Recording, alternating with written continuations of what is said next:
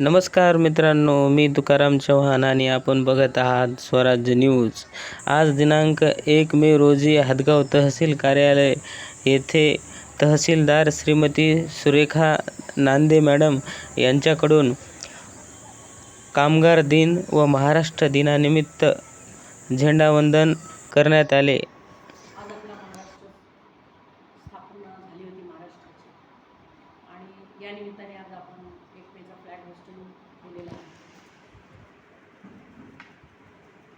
महाराष्ट्र दिनाच्या निमित्त मी आपल्या सर्व नागरिकांना, जनतेला, सर्व कर्मचाऱ्यांना शुभेच्छा देते। तसेच आज कामगार दिन देखील आहे।